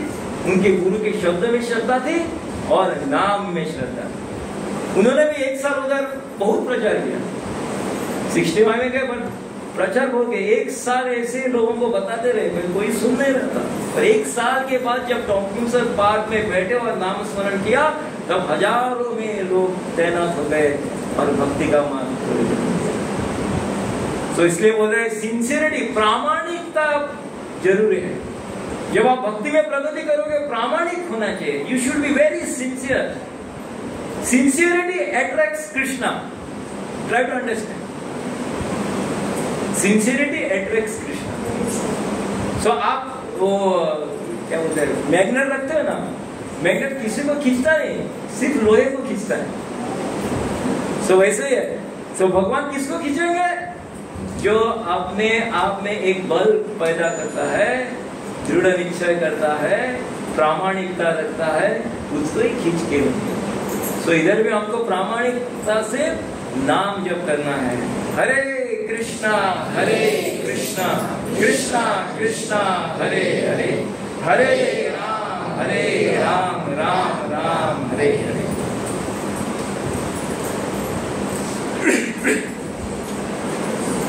तो ओम नमो भगवते वासुदेवा, उनको नामाचरण दिया। और उसी पर प्रहलाद महाराज क्या करते हैं? प्रहलाद महाराज वन जो है मधुवन के तरफ पदक्रमण करते हैं। और जैसे किसने बोला है? नारद मुनि ने बोला है। क्या बोला है? 3 बार स्नान, यमुना तट पे पहुंचते हैं, मधुवन में पहुंचते हैं, उधर स्नान करते हैं और मिट्टी और पानी से एक विग्रह बनाते हैं। और विग्रह बना के उसी वक्त ध्यान करना शुरू करते हैं। जब ध्रुव महाराज वन में पहुंचते हैं, उसी वक्त नारद मुनि किधर जाते हैं? जाके उत्तनापाद को मिलते हैं और उनका हाल पूछने के लिए जाते हैं। उधर देखा तो राजा तो बहुत शोक में है, खुश नहीं है। फिर भी नारद मुनि देख के वो दंडवत प्रणाम करते हैं और दंडवत प्रणाम करके नारद मुनि ऐसे पूछते हैं जैसे कि उनको पता ही नहीं है, हे राजन, क्या आप बहुत दुखी हो? ऐसा दिख रहा है कि बहुत दिनों से आप दुखी हो, त्रस्त हो, हताश हो।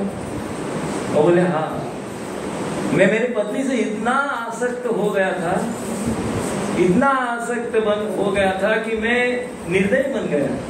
दया की भावना चली गई और मैंने मेरी पत्नी जो थी ना, और मेरा बेटा, छोटा बेटा था ना, उसको इधर से निकाल दिया। और मुझे किसी ने बोला है कि ध्रुव अभी किसी वन में गया है, कोई वन में गया, उधर तपस्या करने गया है। कैसा होगा मेरा बेटा? किधर सोएगा? इतना छोटा बच्चा जो महल में रहता था, अभी वो जंगल में कैसा रहेगा? उधर पशु पक्षी रहते हैं, वो जानवर उसको खा लेंगे, क्या खाएगा उधर? कौन उसको परेश देगा खाना? सो वैसे सोच रहा है राजा, और राजा चिंतित है। नारद मुनि बोलते हैं आप चिंता मत करो, मैं अभी उससे मिल के आया हूँ, वह अच्छा है, वो मधुवन में है और भगवान की तपस्या कर रहा है। जब जो भी भगवान की तपस्या करता है, भगवान के चरणों में लीन रहता है, उसकी रक्षा भगवान करते हैं। वैसे नारद मुनि किसको बोलते हैं? राजन को बोलते हैं, उत्तरापाद को। उत्तरापाद खुश होते हैं कि नारद मुनि कुछ तो बताया है कि और वो क्या होगा, उसकी रक्षा भगवान करे, आप चिंता मत करो। तो दूसरी ओर अभी ध्रुव महाराज अपनी तपस्या में अपनी मग्न है और उधर शुद्ध पानी, ताजा पानी, शुद्ध पानी लेते हैं, ताजा फूल लेते हैं, फल लेते हैं, उसमें तुलसी पत्ता, जो नारद मुनि बोले थे कि तुलसी पत्ता डाल के क्या करो, अर्पण करो।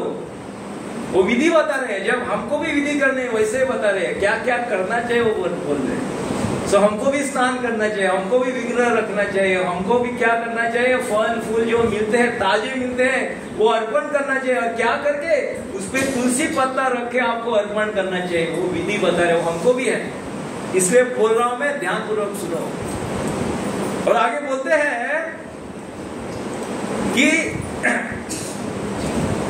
जो रूप जो रहता है, भगवान का रूप जो रहता है, जो हमारे सामने है, वो साक्षात भगवान ही है।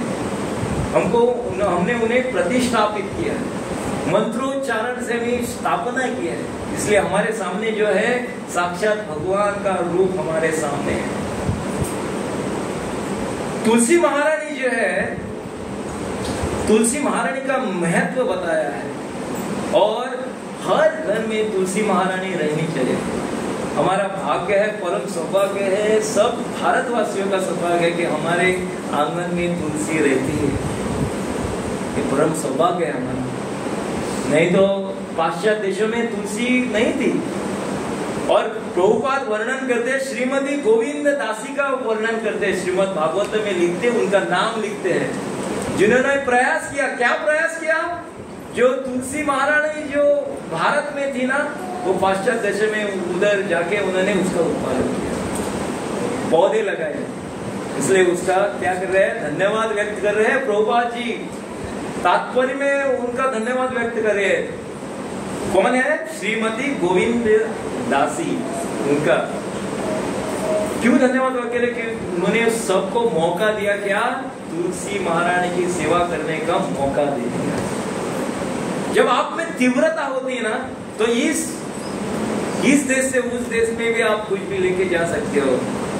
तीव्रता होनी चाहिए किसके प्रति? भगवान के प्रति। इसलिए एक बार हम बोलते हैं ये मिट्टी उसको नहीं जमेगी, तो क्या होता है, भगवान वो सब अंतर्यामी है, वो जगन्नाथ है, किधर भी कुछ भी लेके जा सकते। तो तुलसी महारानी सब अमेरिका, जर्मन, सभी जगह तुलसी महारानी, हर जगह हर देश में तुलसी महारानी है। तो उसका श्रेय किसको देते हैं? श्रीमती गोविंद दासी को देते हैं। सो वन में आप क्या करना, शुद्ध पानी, और उधर गंगा का पानी है, समझो एक बार यमुना का पानी अर्पण करते हैं। पर हमको गोवा में रह के और पाश्चात्य देश में रह के कहाँ मिलेगा वो गंगा का पानी और यमुना का पानी? पर प्रभुपाद वर्णन करते हैं शुद्ध पानी, निर्मल पानी ले लो और वो अर्पण करो। और जब भी आप अर्पण करते हो, तुलसी का पत्ता रखो। हर आंगन में तुलसी का पत्ता रहेगा, झाड़ लगे। ऐसा कोई व्यक्ति है जिसके घर में तुलसी नहीं है? कोई व्यक्ति है? हर व्यक्ति के घर तुलसी रहता है। ये हमारा भाग्य है। इसलिए यानी कानी जपा पानी ब्रह्म हत्यादि कानी, जब हम प्रदक्षिणा डालते हैं ना, तो ब्रह्म हत्या का भी पाप नष्ट होता है। इतनी ताकत वो इसमें है। तुलसी, तुलसी कृष्णा प्रियसी, प्रिय है भगवान को, वही है तुलसी। और वही बताया है किसको? ध्रुव महाराज को बताया। एवं कायेन मनसा वचसा स मनोगतम परिचर्यमाणो भगवान भक्ति मत परिचर्या। इधर बोलते हैं अपना मन, अपना शरीर और अपनी वाणी किसमें लगानी चाहिए? भक्ति में लगानी चाहिए। अपना शरीर है, ऐसा करो कि आप हर बार धाम यात्रा करो, हर बार पदक्रम करो, हर बार कीर्तन में रहो, हर बार संकीर्तन में भाग लो। शरीर भगवान की जो हम भोग बनाते हैं, प्रसाद बनाते हैं, उसमें आप अपना सेवा लगाओ। और बोलते हैं मन से और वाणी से। वाणी मतलब जब हम नामस्मरण करते हैं, जब हम प्रचार करते हैं, प्रसार करते हैं, वाणी का महत्व जानना चाहिए। तो मन से, शरीर से और वाणी से क्या करना चाहिए? भगवान की सेवा करनी चाहिए। यह सुनकर क्या करते हैं? ध्रुव महाराज का बहुत ही अच्छा लगता है। और जो सुनाया था नारद मुनि, वही सुनकर सब क्या करते हैं? ध्रुव महाराज वैसे ही करते हैं जैसे नारद मुनि ने बताया। सो हमारे भी ऐसे एक जिम्मेदारी है कि जब हमारे गुरुवर या हमारे गुरु महाराज जब बोलते हैं जो कोई उपदेश देते वैसे हम करें ना तो हमारा जीवन सार्थक हो जाएगा। नहीं तो क्या हो जाएगा, गुरु ने एक बताया, हम अलग से कर रहे, तो गुरु शिष्य परंपरा से हम दूर हो रहे। जब हम दूर हो गए तो क्या होगा, वो मैंगो पका ही नहीं, पकेगा ही नहीं। जो आम रहता है वो झाड़ को लटके रहता है तभी वो पकता है, नहीं तो क्या होता है वो केमिकल डाल के पकाते हैं, वो अच्छा नहीं लगता, उसमें रस नहीं रहता। तो हमको टिके रहना है, जब लटके रहो अपने आप पक जाए। तो ध्रुव महाराज ने वो उपदेश नारद मुनि का वो ले लिया। अभी कैसे कर रहे देखो, मधुवन में गए, स्नान किया, उपवास शुरू किया, और जैसे नारद मुनि ने बताया वैसे पूजा शुरू की। पहले महीने में, पहला महीना भी, पहले महीने में क्या करते थे, देखो कैसा उपवास है। वो उपवास पहले महीने में सिर्फ वो फल और बेरीज, ब्लूबेरीज, हर तरह के बेरीज रहते ना, वो खाते हैं। 3 दिन में एक बार, once in 3 days, 3 दिन में एक बार क्या खाते हैं, सिर्फ फल और बेरीज खाते। ये शुरुआत है। ऐसे बोला जाता है कि हमारा शरीर हमको रखना है अच्छी तरह से, तो क्या है, जो चाहे जितना चाहे उतना ही खाना चाहिए, उसके ज्यादा नहीं है। तो इसलिए इधर बताया गया है कि शरीर की रक्षा करने के लिए जितना चाहिए खाओ। आप एक एक बार क्या करते हो, इतना लग्जरियस रहते हैं, इतना लग्जरियस रहते हैं, भगवान उधर रहते हैं, जो अपने पसंदीदा है वही पे वही पे रहते हैं। अभी के जब जब उत्सव रहता है, फेस्टिवल रहता है, उस वक्त चलता है, क्योंकि ऑपुलेंट पसंद रहता है, भगवान को भोग चढ़ाया रहता है और सब खा सकते हैं, पर हर दिन नहीं है। इसलिए तपस्या शुरू हो गई। पहले महीने में क्या किया, उन्होंने शुरुआत की कि सिर्फ फल और बेरीज 3 दिन में एक बार। दूसरे महीने में क्या देखा, दूसरे महीने में इधर बोला है कि सिर्फ वो चारा और पत्ते खाते थे। चारा रहता है ना, ग्रास और पत्ता, और कुछ नहीं। 6 दिन में एक बार दूसरे महीने में। तीसरा महीना सिर्फ पानी, 9 दिन में एक बार। तीसरे महीने, एक महीने में देखो प्रगति हो रही है। हमारे सालों साल प्रगति लगा। 10 साल के बाद मैं ये करूंगा, 10 साल के तो मर गया। 10 साल हो गया, प्रगति नहीं हो रही। अभी 2 माला, 10 साल में 4 माला, उससे 10 माला हो गया कंप्लीट आपका। हाँ, चौथे महीने में क्या, केवल श्वास लेना, सांस क्या कहते हैं, सांस 12 दिन में एक बार, केवल सांस 12 दिन में एक बार। इमेजिन नहीं कर सकते, श्वास में 1 सेकंड भी नहीं रख सकते।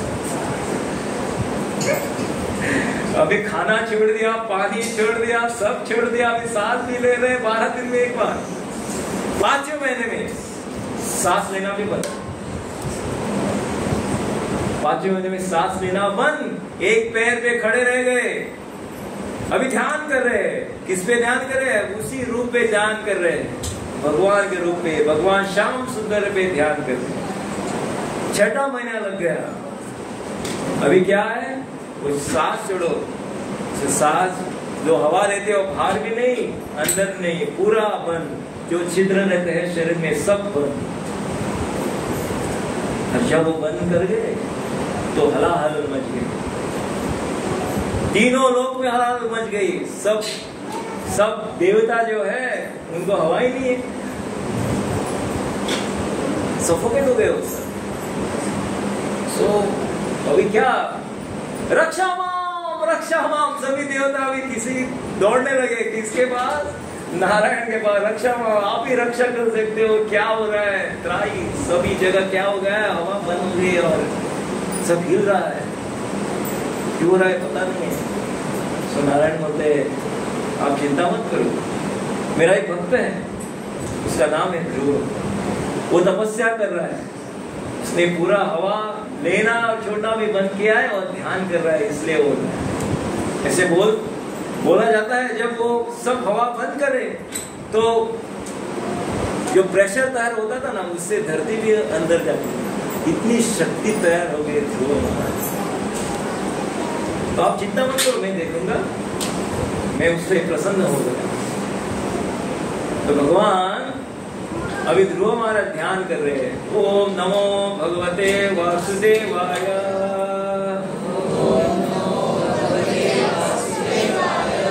और ऊपर हाथ रख के एक पैर पे खड़ा रखे वो ध्यान कर रहे हैं श्याम सुंदर पे। श्याम सुंदर का वर्ण रूप सब देख रहे हैं जैसे नारद ने बताया। और अचानक से वो ध्यान कर रहे था ना रूप, वो क्या हो गया, वो अपने आप गुम हो गया, दिखाई नहीं रहे, भगवान दिखाई नहीं रहे। तो क्या अचानक से वो डर के मारे उन्होंने आंखें खोली। आंखें खोली तो जो अंदर से दिख रहा था श्याम सुंदर, वही श्याम सुंदर सामने प्रकट हो गए। हरि बोल। वही श्याम सुंदर जिसपे वो ध्यान कर रहे थे, वही श्याम सुंदर, वही रूप, वही वर्णन, वही आंखें, सब वही है। वो अचानक से उनके जब आंखें खुली तो वही श्याम सुंदर दिखे। इसलिए बोला जाता है जो आपके हृदय में है, दिल में है, और जो मंदिर में है, और जो वैकुंठ में है, तीनों समान है, एक ही है। तो आप ध्यान करते हैं वही मंदिर में है, जो मंदिर में दिखते हैं वही वैकुंठ में है, तीनों समान है। तो ऐसा ही हो गया। और जब आपकी खुली आज सामने है, वही वर्णन किया था, नारद मुनि प्रकट हो गए। क्या कहना है, वो क्या निशब्द हो गए, वो बोल ही नहीं पा रहे, कुछ बोल नहीं पा रहे थे। उनको देख के उन्हें दंडवत प्रणाम डाला। वैसे हमको भी करना चाहिए, जैसे मंदिर में आते दंडवत प्रणाम डालना चाहिए। दंडवत मतलब पूरा सरेंडर, पूरा शरण। जब कोई आर्मी फौजी किसी को पकड़ता है ना, टेररिस्ट को, वो बोलते हैं दंडवत, नीचे झुक जाओ, पूरा झुक जाओ, शरीर पूरा, ऐसा हाथ करके, ऐसा हाथ करना पड़ता है। एक तो खड़े हो गए ऐसा, नहीं तो पूरा जमीन पे लेट जाओ। वैसे हमको करना चाहिए। पूरा क्या होता है, पूरा शरीर जो है दंडवत प्रणाम करते हैं। और उनको कंपन आ गई, शरीर में कंपन, रोंगटे खड़े हो गए, आंखों में से आंखों आ रहे। प्रेमांजन चुरित भक्ति विलोचनेन संत सदैव हृदयेषु विलोकयन्ति यं श्याम सुंदर चिंत गुणस्वरूपं गोविंदमादि पुरुषं तमहं भजामि।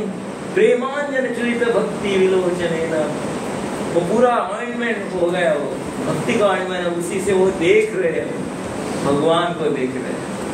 साक्षात श्याम सुंदर प्रकट हो गए। यम श्याम सुंदर पूरे प्रकट हो गए। एक छोटे नन्हे से बालक के सामने श्याम सुंदर प्रकट, उनको कंपन आ गया, रोंगटे खड़े हो गए। और यही जब एक भक्त का लक्षण होता है, यही लक्षण होता है। जब नाम जब लेते हैं, जब भगवान का रूप देखते हैं, रोंगटे खड़े होने चाहिए, अश्रु आने चाहिए। पर ऐसे नहीं कि अश्रु आ गए तो भक्ति मिलती है, ऐसा भी नहीं। तो उसी वक्त भगवान क्या करते हैं, अपना शंख जो है उनके इसे क्या बोलते हैं, माथे में लगा। शंख मतलब नाद, ध्वनि, उससे आवाज आती है, ओम की ध्वनि आती है। तो उस पे कृपा हो गई और उधर से मंत्रोच्चारण का आवाज आ गया, उसमें बोलने की ताकत आ गई। इसलिए शंख, तो भगवान ने शंख लगाया, उसमें ताकत पैदा हो गई। इसलिए बोलते हैं बोलने की ताकत हो गई, भगवान का प्रचार करने की ताकत हो गई। वैसे प्रभुपाद ने किया, अपने सब पर कृपा रखी। और हमें जो भी समझो हमको दिखता है, वो 10वीं तक पढ़ा है, 8वीं तक पढ़ा है, 5वीं भी नहीं पढ़ा है, पर भक्ति में आ गया ना तो बड़े बड़े प्रवचन दे सकता है। वो आवाज बना दी, बुलंद आवाज बना दी। तो जब शंख लगाते ना, तब वो सोचने लगता है, मैं कांच के खोज में आया था, मुझे क्या मिल गया, हीरा मिल गया। मैं कांच में खोज, तो इसलिए ये जब धन है, संपत्ति है, गाड़ी है, घोड़ा है, सभी है, वो कांच के समान। एक बाजू में कांच है, एक बाजू में भगवान है। जब भगवान मिलते हैं तो सब अपने आप मिल जाता है। पर आप कांच के खोज में जाओ तो कांच ही मिलेगा, और कांच है तो लगेगा ही। तो ऐसे है दृढ़ निश्चयी ध्रुव महाराज। सो हमारा भी वैसी स्थिति है कि हमारे जीवन में कठिनाई आएगी, हमारे जीवन में दुख आएंगे, तो शोक करने के बजाय उसको हमको सुलझाना चाहिए और अपने आप से सब मिलके कोशिश करनी चाहिए कि हर बार हम हरिनाम। हरे कृष्णा। आज का प्रवचन ज्यादा था क्योंकि मुझे वो सेकेंड पार्ट कंप्लीट करना था, पूरा करना था, कि और 2-3 पेजेस है, पर फिर भी आपने ध्यानपूर्वक आज का प्रवचन सुना, उसका लाभ एक ही है, भगवान की तरफ से आप सबको क्या भक्ति का, प्रेम का सागर मिल जाएगा। जिसने भी सुना है ध्यानपूर्वक उसको आज लेके जाओगे, पूरा सागर, प्रेम का सागर, भक्तिमय प्रेम का सागर हम ले जाओगे और भक्ति में डूब जाओगे। और आज से एक प्रण ले लो, आप आज से एक दृढ़ निश्चय करो कि आज से हम नाम जप करेंगे, क्योंकि कलयुग का नाम है हरे कृष्णा मंत्र। हरे कृष्णा कृष्णा कृष्णा हरे हरे, हरे